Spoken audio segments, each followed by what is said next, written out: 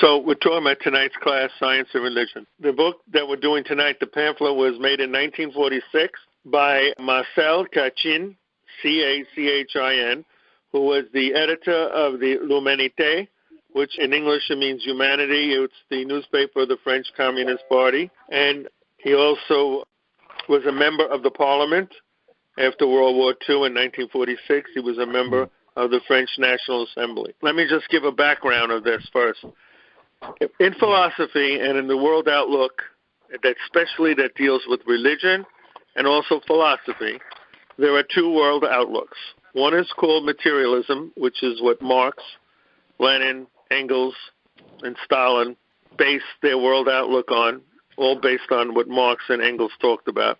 And the other one is called idealism. And it comes from the word idea, which is the basics of how you look at the world. What comes first? You heard this, the chicken or the egg?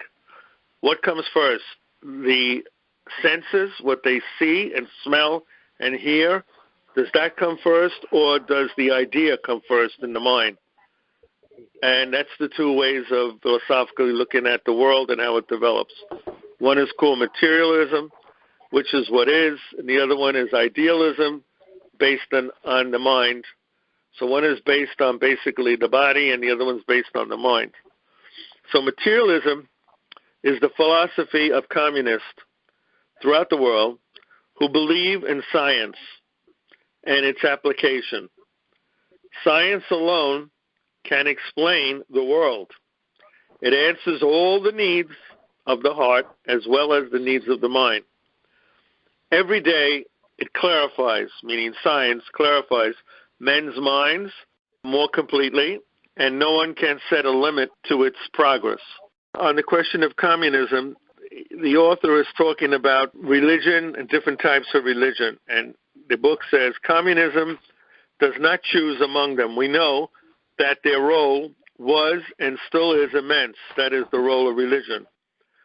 Communism teaches neither scorn nor hate for those ancient forms of men's thought before science. It recommends that we study their origins and history in order to understand what people who have a religious view understand them.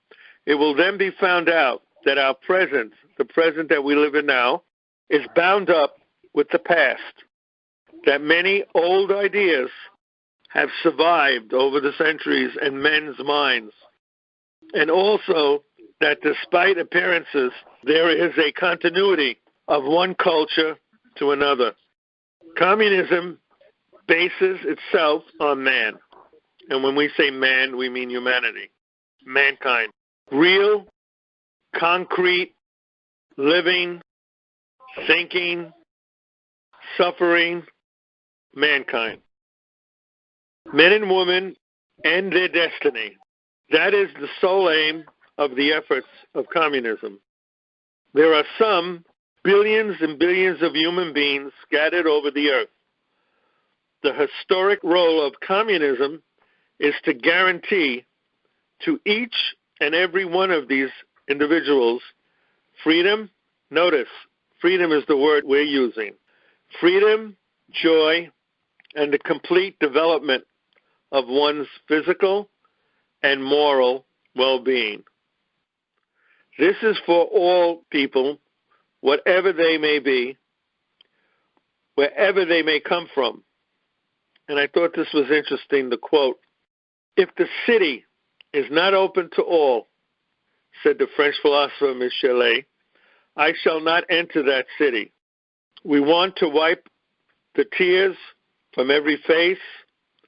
Science gives us the means to do that. Now, I thought that's an interesting quote because I applied that to a communist party. And I said to myself, if the party is not open to all, then why would anyone want to enter it? We want to wipe the tears from every face. Science gives us the means to do that. And basically, if the city or the party is not open to all, then who will want to enter it? That came to my mind when I read this. To usher in a social order in which this final goal will be attained is humanity's higher moral law. And notice the author uses the word moral. So ethics and morality are part of what we are as communists. It is the categorical imperative of our era. For after 70 centuries of religious discipline, including 20 centuries of Christian teaching, notice 20 centuries of Christian teaching, man is still a wolf to his fellow man. This is the author saying that. Nothing can conceal such a demonstration of impotence. Where religions have failed, science comes forward to achieve a human civilization that is worthy of the name humanity.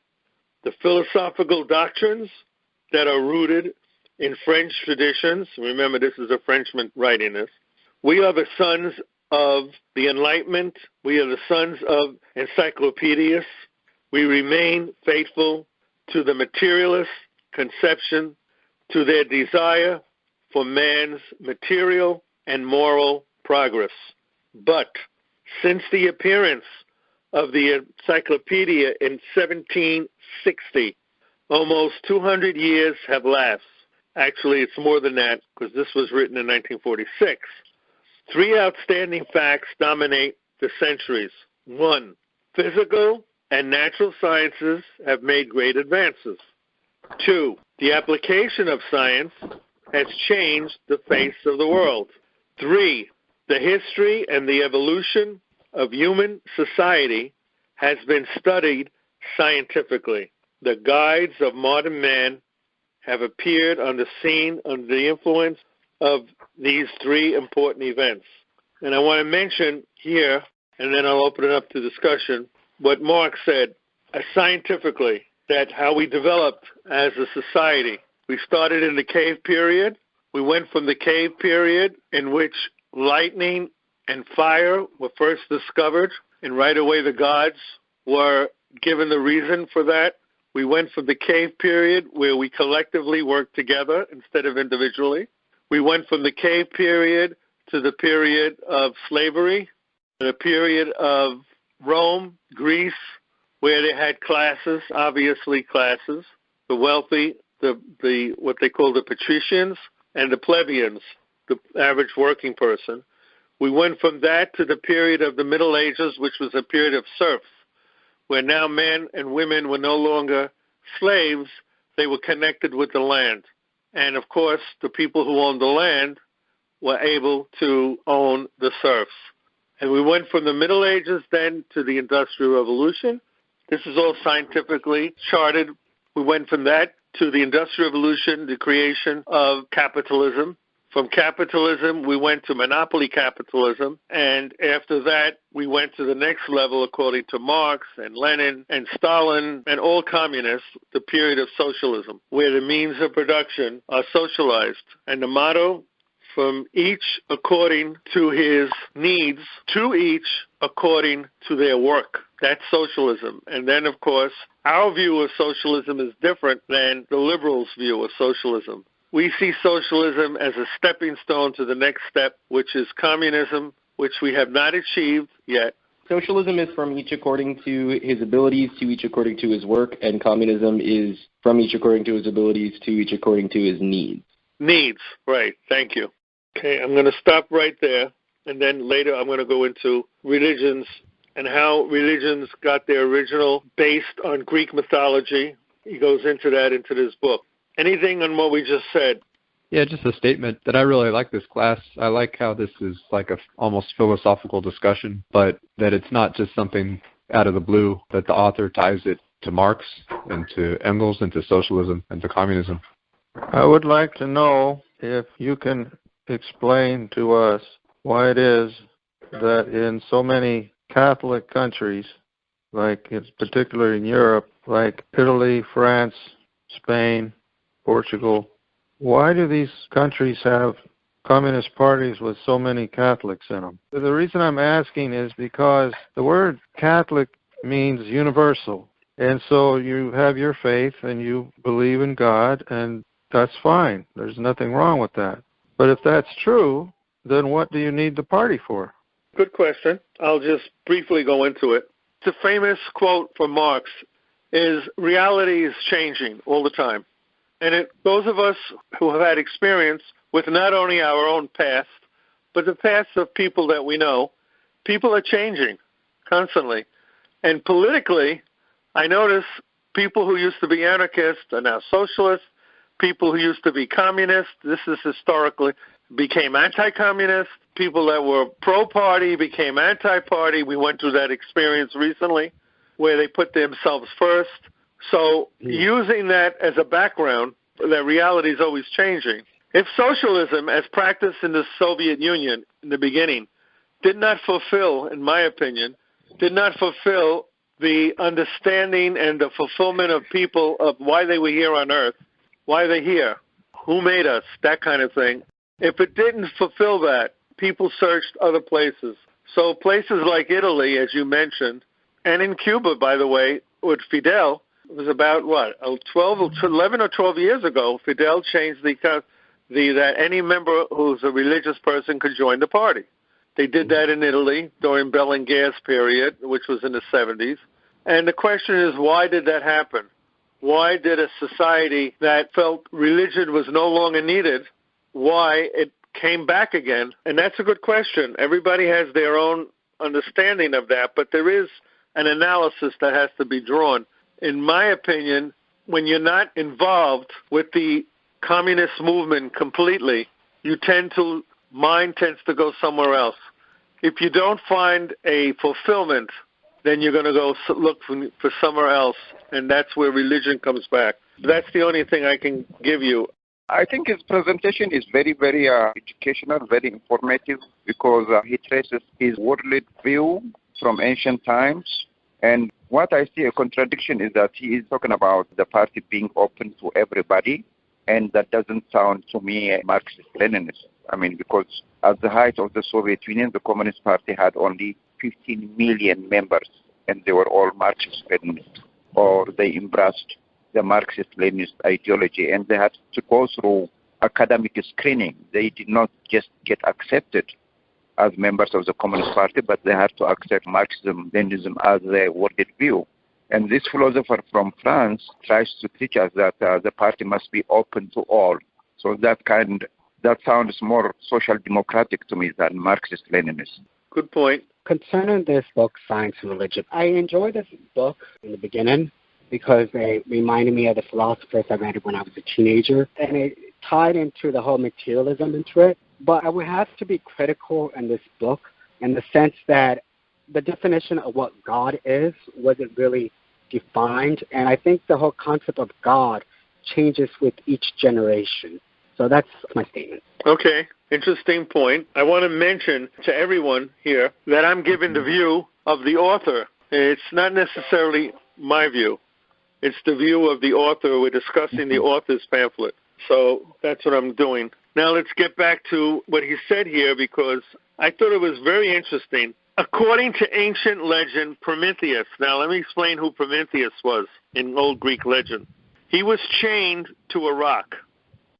By the way, in the Caucasus Mountain area of where the Soviet Union was, by the gods of Mount Olympus, because he sought to enlighten human minds. That's the reason why he was chained to that rock, because he wanted to enlighten human minds. This myth is linked with a biblical tale of man driven out of the Garden of Eden for having tested the fruit of the tree of knowledge. Notice the similarity. Everybody remember that. I forgot it myself. But that tree in the Garden of Eden was the tree of knowledge. And God, as the story goes, God told mankind and womankind, do not touch the fruit of knowledge. Stay away from knowledge. That never hit me before until tonight. All the religious background that I come out of, it doesn't really stress that the tree was the tree of knowledge. What it basically says is that God told them don't eat this fruit, and they disobeyed. But the point that it was the tree of knowledge, and the old Greek legend of Prometheus unbound, who was chained to a rock, it was also because of knowledge that he was chained to that rock. And I began to see connections between the author, what he's saying about old religions, myths in pagan societies, and how it developed into religion, the Roman Catholic religion specifically, and the offsprings of that, the Protestant sects. But he mentions Democritus. He was a Greek philosopher. He was driven out of the city of Abdera and banished from Ephesus. The Catholic Church imprisoned Galileo, because you remember why they did that. They tortured Campanella. They burned at the stake Bruno in Rome and Vianney in France, Toulouse. At the time of the Inquisition, the Catholic Church made 5 million. That's a lot. They talk about communism being detrimental to people's lives. Never once do you hear bourgeois society really stress that there were millions and millions who were executed in the dungeons and rotted in the dungeons of Europe during the Middle Ages. The author then says, Protestants, Geneva Protestants, burned at the stake Servetus, a doctor and an unorthodox theologian. He was a medical doctor. Again, on one side, religion, on the other side, science. The Jewish rabbis excommunicated Spinoza. If anybody doesn't know, Spinoza was a Jewish philosopher from way back. He was the author of the book called Tractatus Theologico Politico, in which he commented on the Bible as a, quote, free thinker, and he forced the banishment from Amsterdam. Descartes, architect of modern thought during the Enlightenment, left France in order to be, quote, unquote, free. For 20 years, he took refuge in the Republic of Holland. In order to escape prosecution from the church, he no longer wished to live in, quote, what he called blind man's cave, end quote. In recent years, we have Darwinism, and it still is in the South, condemned in courts of Protestant fundamentalists in the United States. In 1850, in a passionate speech, January 15th, Victor Hugo, he interpellated the religious sectarians and flung the following challenge to them. Whom are you against? Said Victor Hugo. I will tell you, you are against human reason. Why? Because it brings the daylight. Interesting words. And during the period of the Enlightenment, it was the first time that people in Europe stood up and rejected the dogmatism and the myths of the religious world. When Napoleon received Laplace and congratulated him on his work on celestial mechanics, he asked the scientists why he had not spoken of God in his book. And he was a mathematician, and here's what he said. He replied to Napoleon, Sire, I have never had need of that hypothesis, end quote. All scientists could adopt as their own this famous remark. Between religion and science, according to this author, one must choose. Their conflict is in evidence throughout the history of human thought. At the very beginning of history, men divided into two groups, those who have confidence in the human mind and those that alone to explain the world. And in the other camp, you have mystics, religious-minded people who resort to extra-human explanations, to scientific acts of faith. Let me just tell you of my trip very shortly to the Soviet Union in 1976. The first thing that I experienced was a society operating without religion. I went into the Jewish synagogue in Moscow called the Choral Synagogue, and there was an old man who took care of the place, and there was a young married couple in there, and that's it.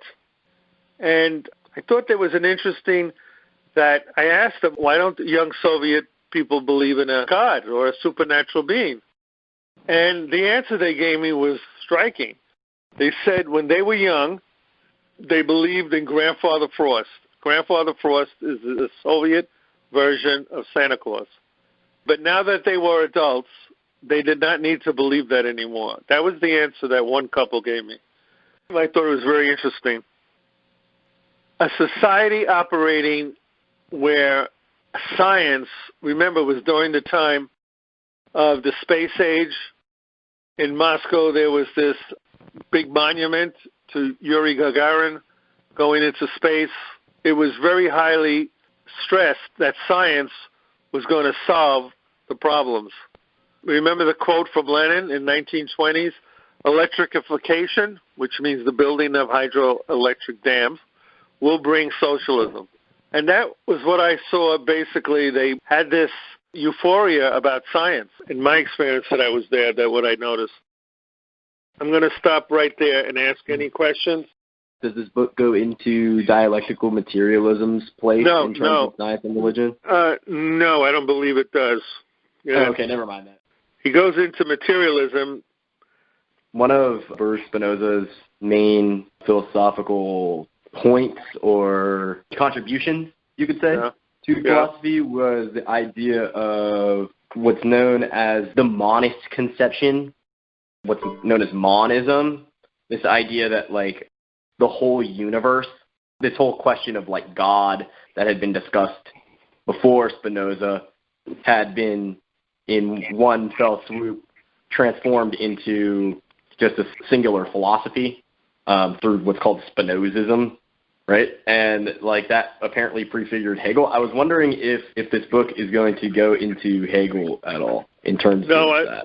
I didn't find that out. I don't know if everybody read the rest of it. I didn't find that, no. Okay, so it's not so much philosophy with the religion part, it's just science and religion? Yeah, that's basically what it is, yeah. In places like Poland, there was a very large concentration of Catholics there, about 80% of the population. And the Catholic Church held an awful lot of sway over average everyday life in Poland. But in Russia, about 76% of the population was Greek Orthodox at the time of the revolution. But the Greek Orthodox Church held next to no sway over the way that things were done. Does it talk about how different religions might have different ways of maintaining their status quo or hold? No, it doesn't break it up that way. But everyone should remember that the church in Russia was connected with the nation building, very much so. Just like the church in Italy was very closely connected to the nation building. However, there's a big however. When the nation of Italy was set up, it was separate from the Vatican. There was a deliberate attempt by Garibaldi and what we called the Red Shirts at the time in Italy to separate the church from the building of Italy as a nation state, not a city-state. That did not happen in Russia. From the very beginning, the connection between the Tsar and the church was so close that when World War II came around, Stalin, who represented a different philosophy, Stalin had a rapprochement with the church. And the rapprochement was because Stalin knew that they needed the church's support in the coming war against Germany. And that's why in the 30s, unlike the 20s, things changed in Russia. For example, homosexuality, which was freed from society during the 20s, was no longer the same situation under the period of the 30s. It was considered a negative thing. So was abortion, which was much widely held in the 20s in Russia. And in the 30s, there was a push for large families, and because of the war coming, needing soldiers, etc. So the church in Russia was always closely identified with the nation. And the head of the Moscow Patriarch Synod was very during the Stalin period, and the Soviet period was very pro-communist. Anybody want to say anything on that? When you say the church, it's the Orthodox Church? Yes, the Orthodox Church in Russia, right. All right, that's all I wanted to confirm. All right. Right, and it was the Roman Catholic Church in Italy. Yeah, the same Roman Catholic Church that the comrade mentioned was in Poland. Yes. And from the very beginning, the church in Poland took a reactionary role from the very beginning. In the 1950s, the 1956 to be exact, the Polish government, which was a socialist government, and remember, John Paul II came in the 60s. Don't remember the name of the Pope, to be honest with you. But the position was he the one of that got killed? What, supposedly killed? No. Wasn't it John 23? No, John 23 was the one that came in the 60s. We're talking about 56. Don't know. It could even have been what they call the fascist Pope, the one who, in World War II, they called him that because he supported Hitler in Austria. Pope Pius. Yeah, Pope Pius. I don't remember now. Pope Pius the 10th or 12th, something like that. The point is that the 56 period, agriculture was socialized in Poland. And there was an uprising led by the church to desocialize agriculture. So whereas industry was socialized, the means of production were socialized, on the land they went back to private plots, which is a less efficient way of doing things. And that's what happened in Poland basically because of the church. They use that as an example of their beginning to mount their power against the socialist state.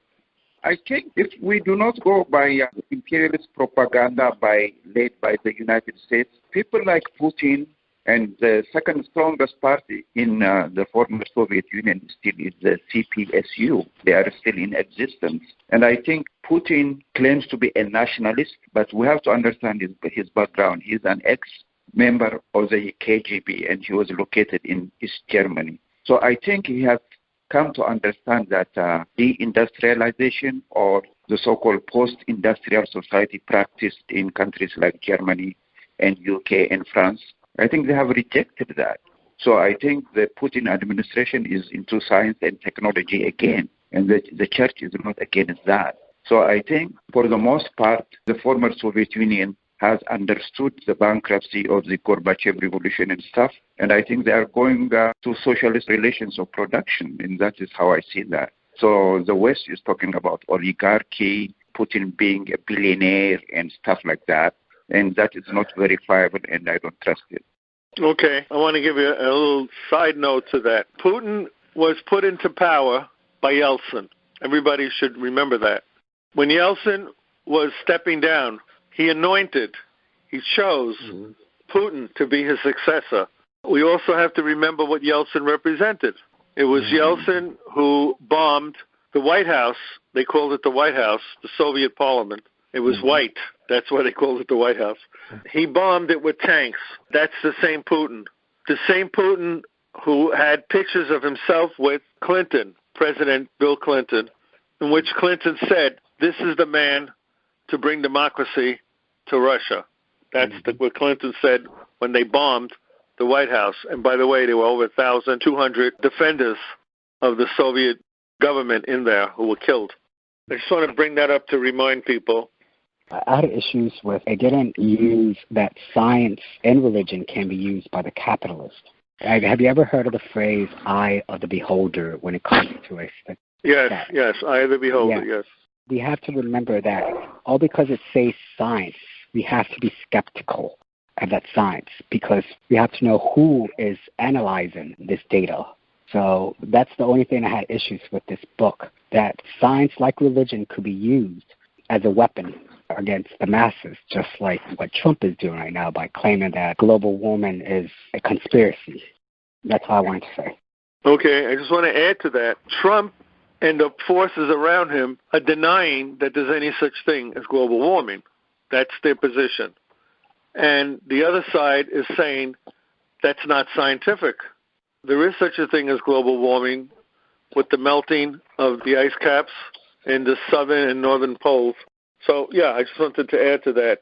Just wondering that since religion, we talk about the chicken and the egg, the religion came before the science.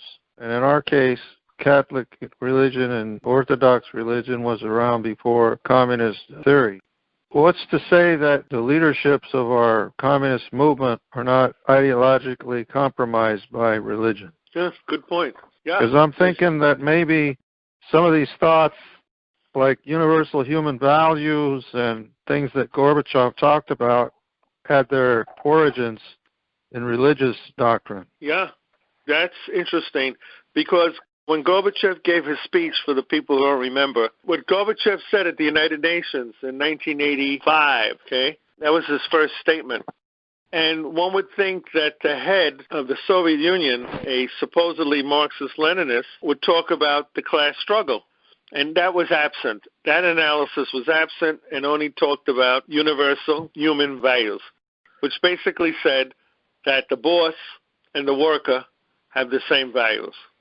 And, of course, as communists, we scratch our head when somebody says that. How could the boss have the same values as a worker? The object of the boss, by being a boss, is to make profit. That's his first agenda. The worker's first agenda is not to make profit, but to defend his job and to defend the income that he has attributed up until this point by his labor. So it came out at that United Nations speech. Okay, I want to get back to this for a minute. Some things I underlined here. The author says, for a long time, to be a materialist and declare oneself an atheist was considered degrading, it was considered vulgar, often criminal, and that is the truth. During the 50s, many people don't know this, the Pledge of Allegiance was, I pledge allegiance to the flag of the United States of America and to the republic for which it stands. Remember, before that we had monarchy. And to the republic for which it stands, one nation, indivisible, with liberty and justice for all. That was the pledge. In the 50s, during the struggle against communism, during the attack against the Rosenbergs, during the attack against the Communist Party, they added two words. And to the republic for which it stands, one nation, under God, indivisible, they added under God. That was never in the Pledge of Allegiance. Never. Never. That was added as an attack against communism and socialism, which they viewed as atheistic because it was materialistic. So I wanted to tell you that. I was brought up and I memorized it a certain way. So when they changed it in the 50s, I had to change, and I said to change. But I remembered the original. And so when I became a teacher myself in 1970, and I had grammar school children, 3rd grade, and we said the pledge every morning. When we said the pledge, I did not listen to the loudspeaker. My voice being louder than the loudspeaker, I went with my class, with my pupils, and I read the original version, and I left that under God. So my pupils, they probably got confused when they went to the next level in the 4th grade with a different teacher. But that's the way it was originally. And I want to mention, by the way, nobody may know this, the pledge was organized, written, and set up by a person who was considered a socialist in his days. His name was Bellamy, if I'm correct. And he did the pledge, and it was considered by a socialist. Also, I want to remind people, the first pledge by Bellamy, the children held up their hands in a Nazi salute. This was before there was any Nazis. This was before there was any Nazis. So interesting for people to study how the Nazis got that salute. What does it mean? Because it was done in the late 1800s by Bellamy, the pledge. I don't know if anybody knows any of this information. In America, they still do that to salute the nationalist flag. That is interesting. With the Nazi hand? Salute, yeah. Oh, you see? I'm glad you told me. And I still do that to this day, yeah.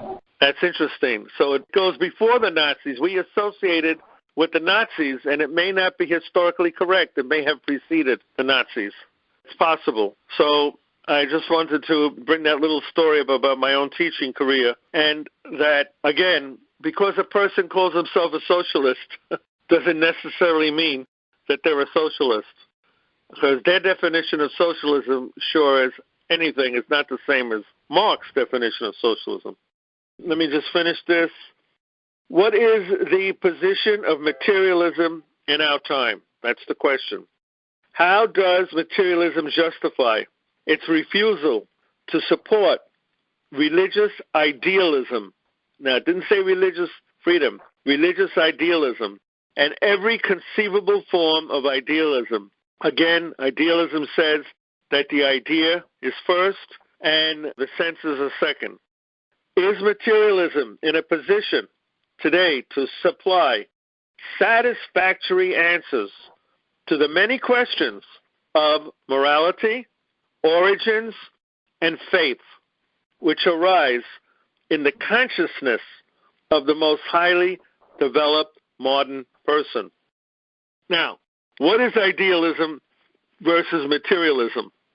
As we have seen, all idealists and religious people believe that the spirit is absolutely distinct, separate from the body, that it has nothing material about it, the spirit.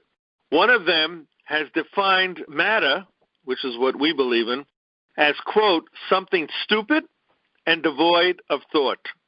Consciousness is of an entirely different essence, but then their difficulty, their stumbling block is to explain the relationship of thought to the body. How can thought, which cannot go outside itself, acquire knowledge of the body and of material objects which are outside of the body, which are of quite a different nature from thought?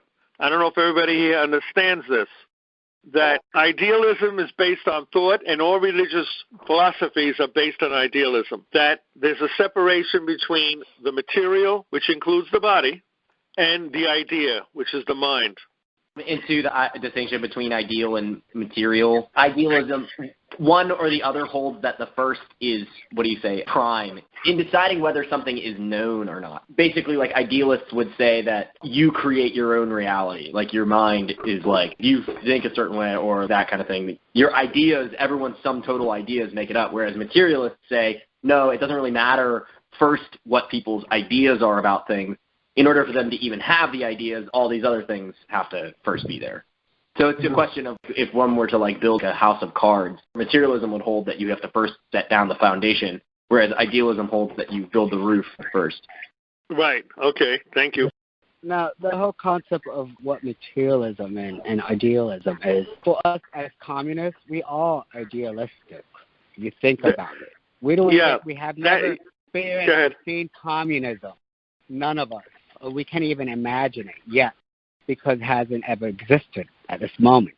So we are working in a materialistic way to achieve that. So in a sense, materialism, if you look at materialism and idealism is an abstract concept, right? So materialistic, we are able to change it through our actions. At this moment, I'm only so powerful as a human being to change it. So I'm going to change it in the way I can. That's all. Okay, let me clarify that, because I had that same problem my whole life, what you just said, until I found out that the religious philosophical view of the word idealism is not the same as the local use of the word idealism. We tend to use the word idealism as something to strive for, something that's very good morally. But that's not the way the early philosophers used it. Idealism to them was the idea, that the idea comes first and the material comes second. And I didn't know that. My whole life I didn't realize that until the last 20 years of my life. The confusion between the terminology, the colloquial modern term of idealism versus what these philosophers mean. Idealism is devoid of reality. Materialism looks at reality and tries to understand it, while idealism does not. In short, the reasons for it are, of course, more complex, and we are going over them now. And this differs from the colloquial term of idealism, standing for like ideals and values and striving for them. Right, exactly. That's the point I was making. That's the point Conrad was saying. He was looking at the local colloquium of that word as the same as what the philosophers were talking about. And that's not. Now, I'm going to end it with this. Plato, this I didn't know myself. Plato, Aristotle, and Socrates. We all heard those words. We all were taught that they were something to look up to. Plato did not hesitate to assert that the soul, lived a different life before its present life on earth. I didn't know this. In the previous existence of a soul, it was able to think about ideas. Knowledge is thus memory of another world. It is a reminiscence of another world. And that I never really thought about. Neither did I think that Plato and the early Greek philosophers were basically, how would I say, it says it here, they tried to present the world in an analysis of ideas, that the idea came first and the material came second. So I'm learning with this as I'm teaching the class. So from those that didn't say anything first. Going back to what you were saying about the how I think it was you said in the 1800s when they did the Pledge of Allegiance, they were doing the whole Nazi salute, and actually that actually got started with the Roman Empire because they all used to do that back in the day. Oh, I see. I didn't know that. Fascist is an Italian term. If Jesus Christ was alive today, he'd be accused of being a communist. That's my comment. Some of Lenin's criticisms of certain trends within scientific thought, bringing to mind his book, Materialism and Imperial Criticism. I like how it provoked discussion and thought. And just for everybody on the call, we respect everybody. I'm enjoying it. I like this subject a lot. I've studied in the Soviet Union. There was this thing called the League of Militant Godless. And it was huge. Yes. Yeah, and it used to be very present in the Komsomol, the youth. And just to give you the numbers, I forget the name off the top of my head, but in the early 30s, it had a distribution of like 2 million copies every issue because it was a thing which became associated with the Komsomol. But it was, as you mentioned, Angelo, in World War II, Great Patriotic War, concessions were made, obviously, at the darkest hours, and this organization was dissolved. But I just wanted to mention that... I just wanted to end with a quote from Karl Marx. The ideal is nothing but the material world, reflected in the minds of men and translated into forms of thought. Thank you. I think it is the most relevant, one of the most relevant presentations for our movement, because the further we are from those ideas, that were articulated it's over 100 years ago. The more idealistic we get ourselves. So I think it's the most relevant to our party members, and also very relevant also to so many members in the working class movement here and throughout the world, because there is so much delving into religion to solve socio-economic problems globally, and especially Africa, Asia, Latin America. They are truly affected by idealism because of the level of poverty and hopelessness, and I think that would be very, very relevant literature also to those nations. And I would like to own that literature because it's very, very fundamental to keep it and read it again and again. And I gave the view of the author. It's not necessarily my view. I come from a different thinking than that. So as Marx said, many of us are contradictions. It's called a contradiction, where we have one view and then we have another thing that comes into it. It's a contradiction that Marx talks about.